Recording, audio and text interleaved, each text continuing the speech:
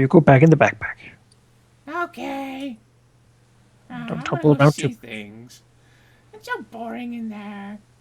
I think you said Just you were gonna take us out you and were up all explore. night sleep. You don't have to tell them twice. Alarm sprites, as Dwohurim would know, are notoriously lazy. Yes, he certainly knows that part. Yes. Usually it's trying to not make them do stuff. But, as long as he deprives them of any kind of stimulation, they should be happy to do whatever little thing he asks of them. And other than that, they can get to just laze off all the time in a jar so they don't make too much noise. Well, he'll take the coin up, just look at it, let it reflect in the morning light, and then Still has its bizarre architectural shape, sort of like how like the ruins of Drakenhall and how like mismatched they look together. Just it ends up being in the form of one metal coin. he will, you know, put it in a safe spot in his packing. Well, Put it with the pixies in the to dirt. leave. Not quite. It'd be a little cruel to have it rumble around there in with him when he walks or runs or something. Oh, it's so slick. So oily. Just hear that noise for like 17 hours. Jesus. Petting the pet coin. Yes. They're so ditzy, they just keep forgetting about like how slick it is. Hey, it's really slick down here. God damn it. 20 minutes later, wow! Wow. So no, don't put up with them. Constant amazement. Very happy creatures.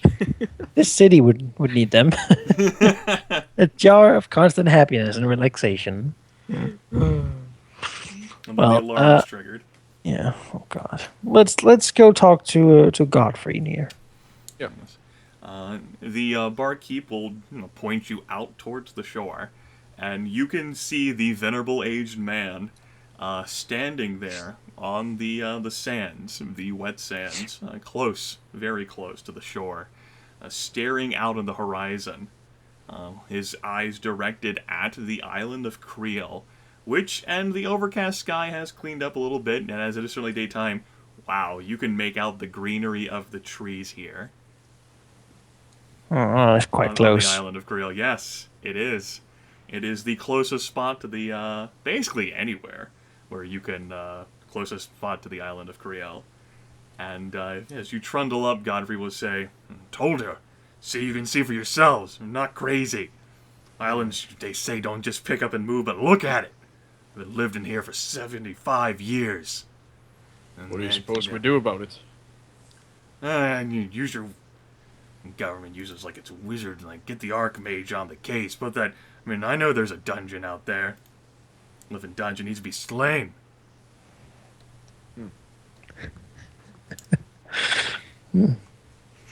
Yes, not trivial that.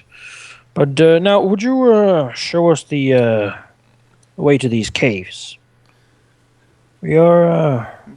He gestures towards it. No, really, look at it. And he just like points like an emphatic hand, which still has some muscle attached to it. Stand here. And he like motions to our hand and look at it. Hermuko stand by emotions and look at it. It certainly looks, well, Look at it. it's up to Dwohurim to determine whether it's ominous. Like, I'm not going to tell you how your character feels in this situation, but certainly you can make out the island of Creel and that southern pier area from this spot on the shoreline of Kilwell.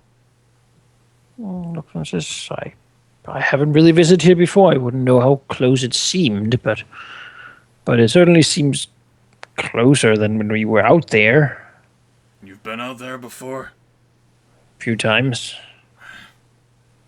Adventures, then. Quite. Shame you didn't kill it. Wasn't an option at the time. Monsters leak out of these damn dungeons all the time. I'm kind of worried here about my people, and I already have a hard enough time fishing. Yes. Well, it's good that we were coming to bring you with us. You actually hear like a cry of excitement from one of the fishermen. Hey, I managed to catch something. And then, like, he, like, starts pulling back on, like, his rod. Oh, wow, this is... Oh! And, like, he starts, like, losing control, and, like, he, like, pulls back, as if, like, he's surprised that, like, a fish is actually giving it some pull. And, then a fin suddenly leaps out from the shore, and 2 massive jaws clamp down on the fisherman. Are we ready for this? Oh. I knew this sort of Combat. thing was happening. It's always happening. Am I gonna have to Koi swim never in heavy armor? lies. It, Sweet peasants, come. See, none of you actually ended up managing to spot this. So, bad news is that, these horrific creatures that rise from the waters dual magic. The good news is that they pretty much spend their entire round eating peasants. A shark for every peasant as they all launch themselves up. And, like, the waters immediately begin to run red as, like, these sharks just grab onto people and all these peasants are fucking dead. They just, like, start flailing around, screaming. And, as for these 2 peasants who are to the left and right of you, they get crossbow bolts to the chests from these massive, 4-armed, hulking monstrosities rising from the depths, water, the stormy water gushing off them, like angry red eyes glinting in the overcast sky, and one individual in the middle with his coral rod chittering and screaming at the 2 mutants in the language of the Sahagwin. Assuming that you don't wish to parlay with the creatures, as they haven't attacked you, you could roll for initiative. I mean, these people were asking for fish, and they came, so... But they, they didn't specify the fish was for eating. Alright, and now I'm getting errors every time someone makes a die roll. Well, at least I can see my map, so I'll call that a small victory, right? Population 84, 82. 88. Well, It I was suppose. 88. Well, no, Oh, 80 yeah, now. yeah. 'Cause, That's true, the 2 crossbow bolts as well.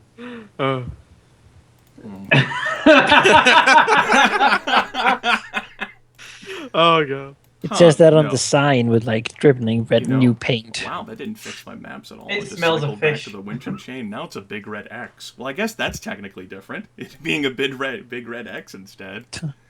All right, hold on. I'm gonna save this and disconnect the server again. Go ahead and add your initiative counts. Your initiative roll of 33. Jesus. I think I rolled a 20. I think. You have a plus 14 modifier. Damn it! Yeah. You also set it to Dwohurim for some reason. I did? Yeah, you did. You edited his. It's not mine. I don't edit mine. Mine's is natural. Like, I click the button, it auto edits mine. Weird. It's a 19. Yours. Oh, you have 2 Tempus Malleators. There's Oh, yeah. 2 Tempuses. There we go, I fixed that. He Now has I'm going such to a high disconnect the initiative, he gets to act twice in a server rehosted. Maybe I won't have errors all the time. Okay, let me go ahead and make initiative rolls for them. I'll make one for the mob of mooks. Go mob. Not the worst, but that's still below all the PCs. We'll have individual ones for the mutants.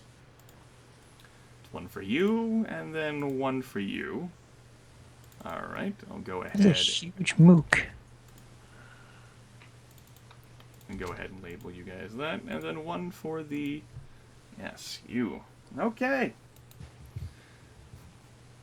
And basically the sharks are... Like, the sharks are not going to be able to attack you while you're on the land. Like, they're not going to, like, flop out at you.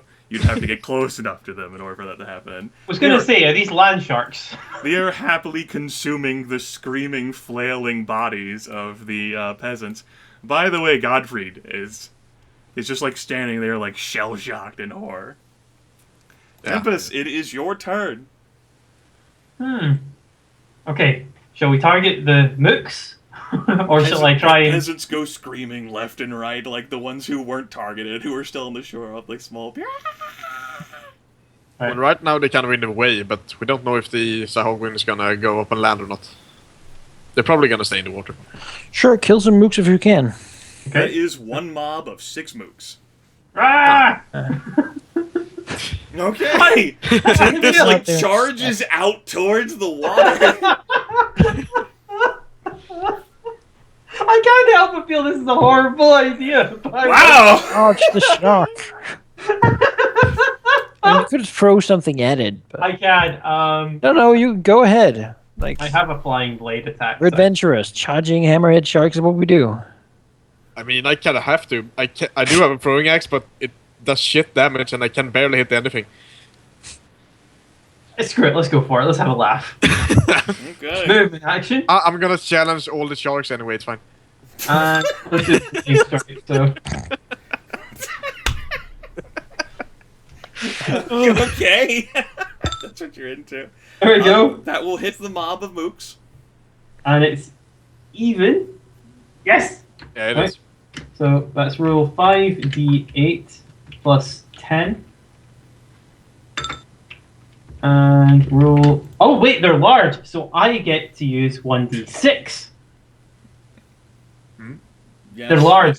So I get to use a 1d6. They are technically large, yes. So they take a lot of damage a turn. Okay, now you go ahead and describe how Tempest took that turn.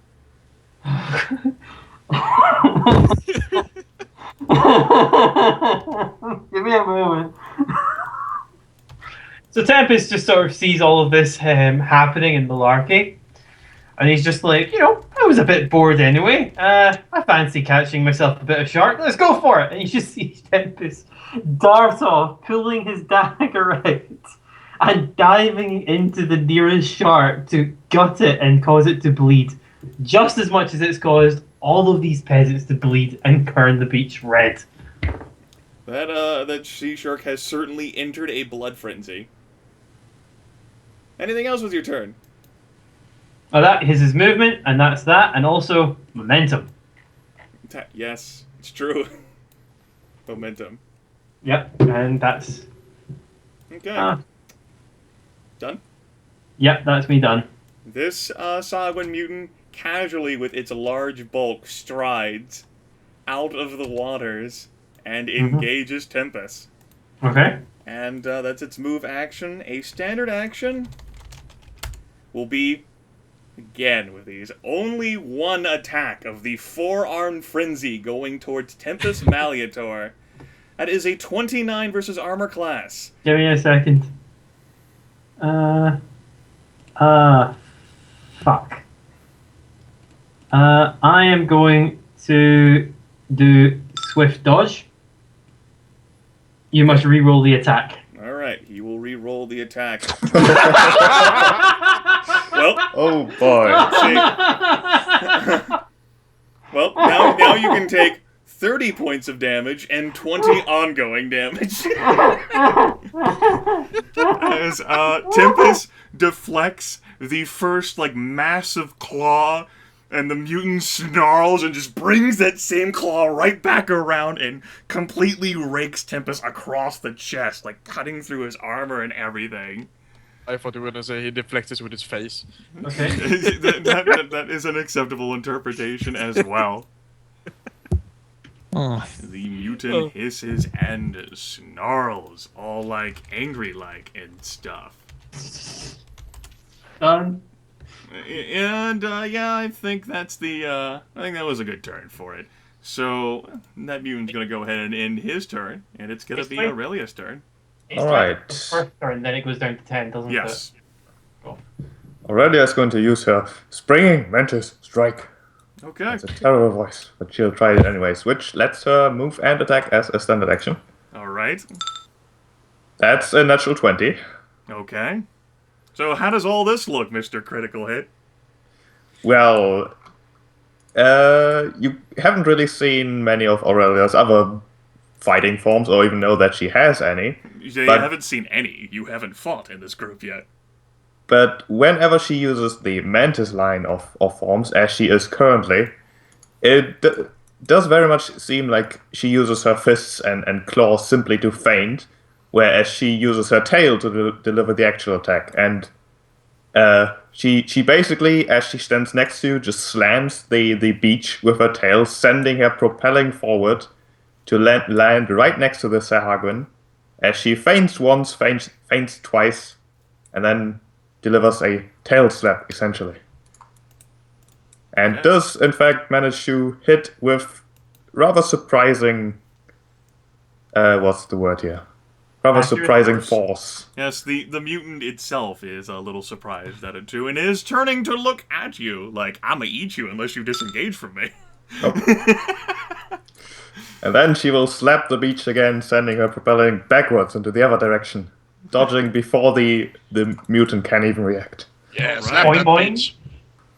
The mutant turns to look at what hit him, only to realize that somehow you're actually over there. And it frowns? Is that the end of your turn? No, because I forgot this. An extra 7 damage. And then it's the end of It's my a good turn. thing you remembered that. I was Yes. gonna laugh at you.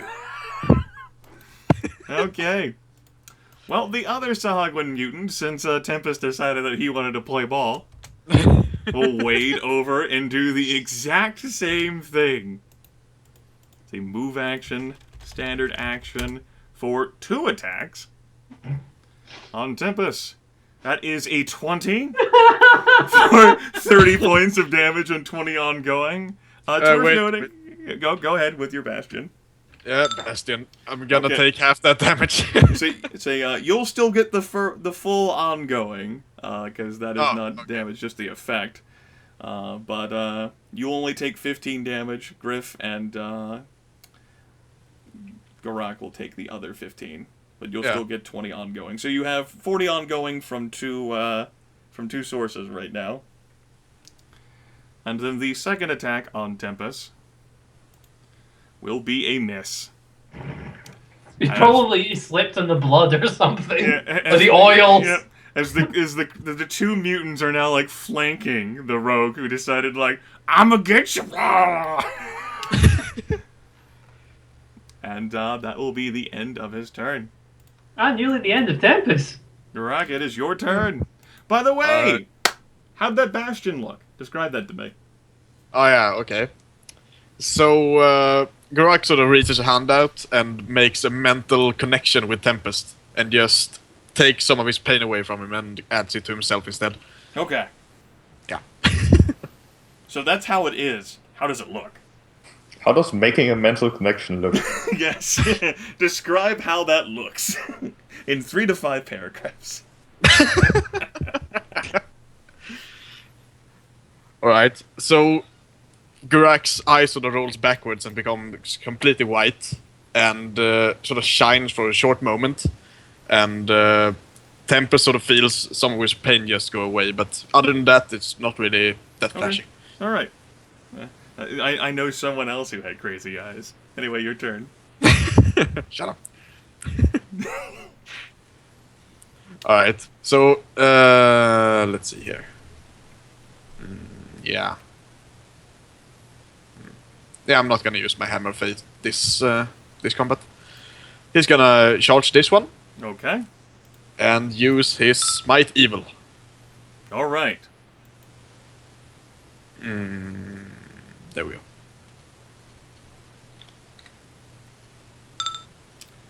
That manages to hit the mutant. Right, for 56 damage. 56 damage. What a powerful, mighty, fell blow! Yes. What do you do whenever you smite evil on this thing? He just reaches his hammer up into the air, and it starts slightly glowing a bit as he sets some weird incantation in Dwarvish, basically. All right. And just brings it down, and a small shockwave sort of shoots out from his hammer when it lands on the creature. All right. The mutant, heavily bleeding now from the quick attacks, is staggered, and it is looking away from Tempest. Yep. Also, challenge. It is now definitely looking at away from Tempest like, the fuck you doing? I will eat you. I will break you apart and get to the chewy innards. Is Yeah, that the end just of your try to turn? getting through this armor, motherfucker. Okay, is that a challenge? It is a challenge, as a matter of fact. Yeah, that's the challenge. Anything else with your turn? No. Okay. Yes, actually, yes. I'm Okay. heal Tempest. You not next to him. I am. You're not. I need to be actually right. Yes, you top of actually him? have to Okay. be adjacent to him. Yes. Oh, okay. I thought it was just in the same square. I'll see if I can help Tempus. Alright. I need you to touch me. Like, you had the opportunity to move there and like touch him. Like, if you want to, you could move right there. It's not a problem with me. Alright. Then Now I you will can do use that. heal on him. Go ahead. Yeah, okay. Go I ahead. will and heal you, heal- Tempus. go ahead and heal using a recovery, Tempus. Yay! I can heal. Let's see, 5d8 plus 8. You wanted to use those Oh. recoveries anyway. Yes. Okay. All your recoveries, and that'll take you up to 70 hit points. Nifty. Dwohurim. Was going to try to help by giving Tempus free saves Can I against ask stuff a and more Huge healing, favor, but Grimith. not Could you now. move the peasant that's underneath me because it's really frustrating. Well, you're the one who decided to move on top of the damn peasant. I mean, Thank you. Kick the peasant's corpse I mean, into the ocean. He's been discarded by the shark, unforgotten now after what you just did. Tempest does have 40 ongoing damage right now, so He'll be fine. As it turns out. if you say so. All the sharks are gonna attacking us as well, so I mean, only like 2 could hit him. yeah. And, you know, Well, you know, you guys are pretty much standing next to the tide. As it turns out, next round it's gonna come. You know, more water's gonna be on the.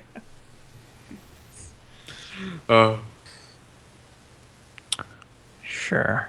I could heal him. How much of a threat do you think these guys are? It's the ongoing damage that's the real problem, really. So if you can deal with that, that would be good. Algrim will step forward, concentrate for a moment as the light shines from his fingers, moving out almost as little motes to find Tempus and sort of move around his wounds and his bleeding as new cells and then new gears, I suppose, begin to be shaped and formed around him as his skin begins to mend with the cure wounds. Okay. Okay. Use a free recovery and make a roll to save against each effect you have ongoing. Oh. Back up to max health. Go ahead and throw 1d20 twice, Gryph. Okay, one of the ongoing damage effects ends, and you won't be taking damage from it, because it will not have had time to process. I can't do that again. So Alright. Don't blow the daily. Oh. that was the daily for this battle. So now we're Ray of Frost for the rest of it. So let's Ray of Frost that Sahagin there. Evoked cure wounds. I'm not The quite. pirates are Hogwin. And then like pew. Which Healing. Sahagwin are you? I presume the damage one? The damaged one, yes. Okay. The pirate one. It's so long since we fought. I need to. Fine. Maybe you needed to do test combat too. Maybe. That is a miss against the mutant. All right, then it takes 5 points of frost damage. Okay. It will take the 9 points. 5 points, excuse me. Anything else? No. All right. It is Yeah, other the than telling the Godfrey to get away. All right, he will definitely do that when it gets to his turn. Sea Shark's turn. They're gonna do mostly what they plan on doing anyway. As they like grab these bodies. They don't want to eat you. They have food right here. There's one, however, who has lost its fucking mind. Having been like stabbed so profusely. Like this peasant guy is just like flung into the water behind the shark. As the shark attempts to bite Tempus with its massive, mightier jaws. And will miss for 11 points of damage. Ah, what? That's just man. Yeah, and this sea shark... Let me go ahead and roll a save here for him. Yeah, he's out of here. Bye. And then the shark dies.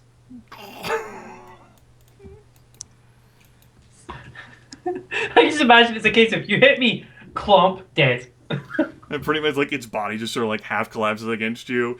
The glow priest is like hissing and like arguing, like yelling at the sharks to like go back to like the battlefront. They're all just happily nomming on the peasants they killed.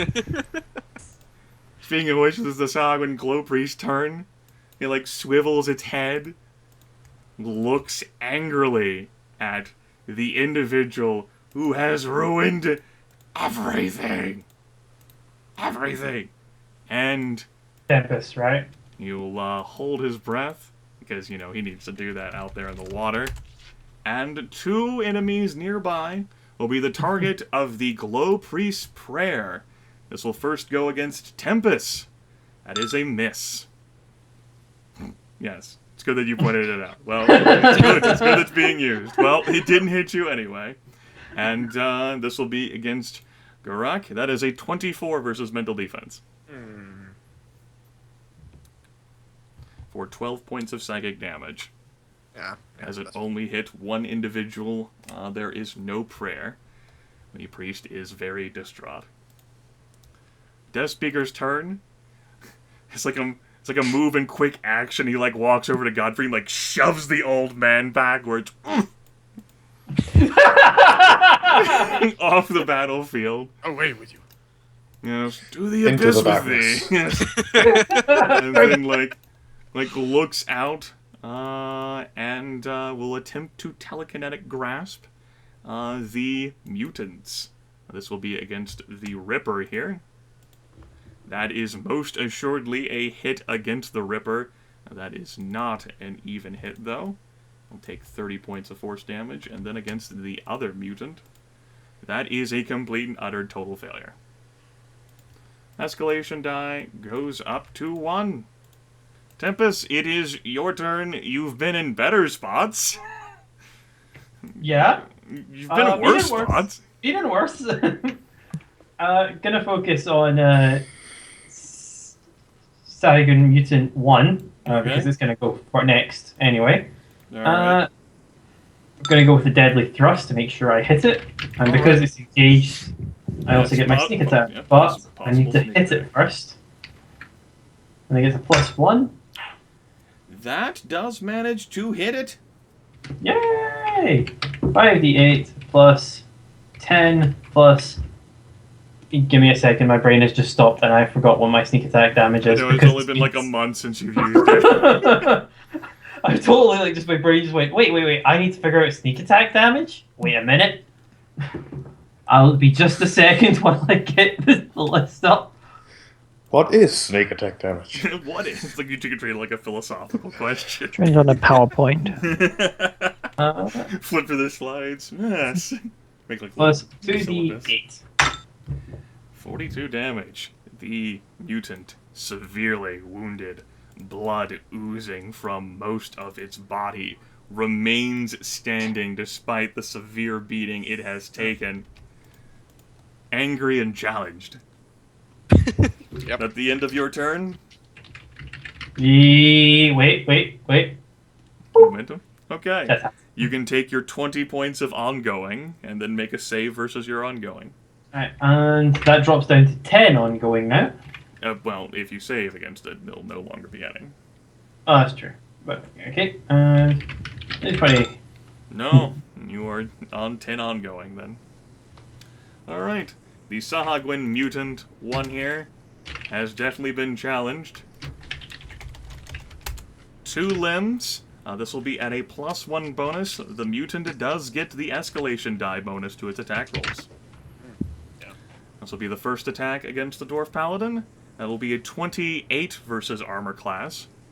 Yep. For, that is a natural 16. 15 points of damage and 10 ongoing on the Dwarf Paladin.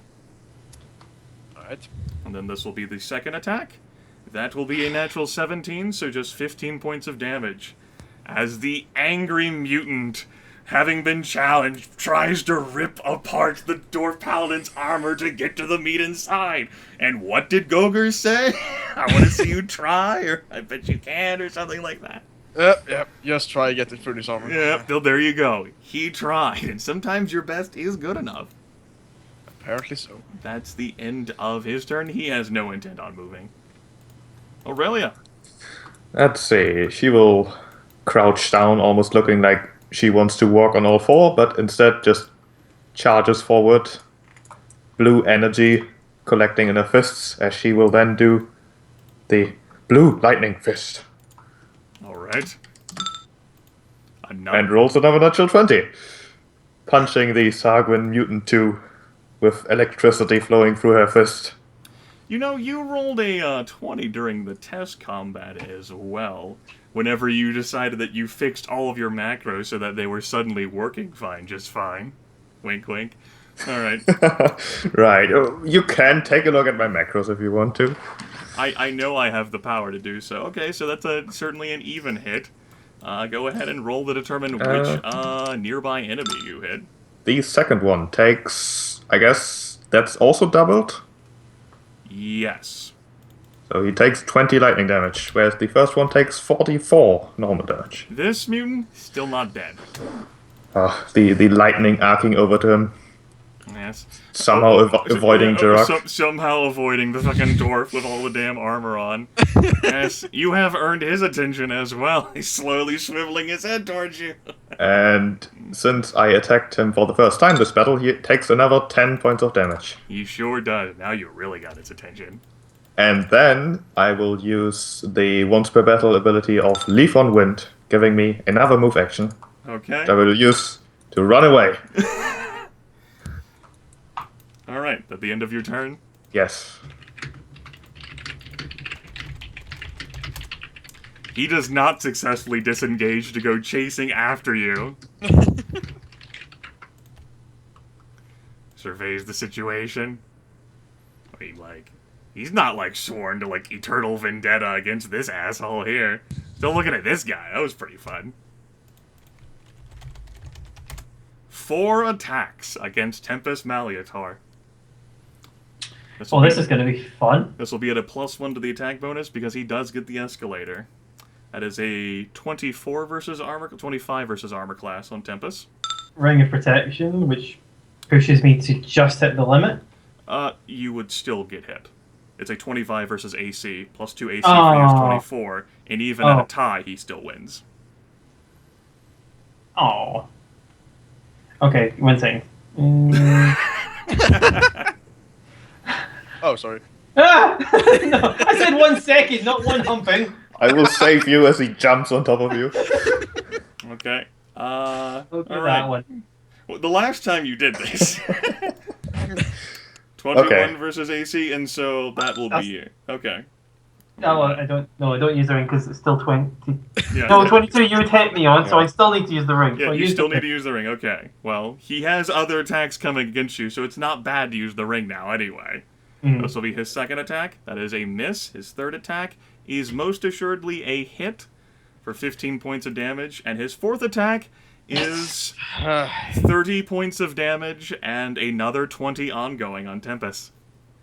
As a flurry of blows from the mutant proceeds to rip the rogue's back apart, for Tempus has turned his back to focus on this mutant, who, by the way, is still not dead.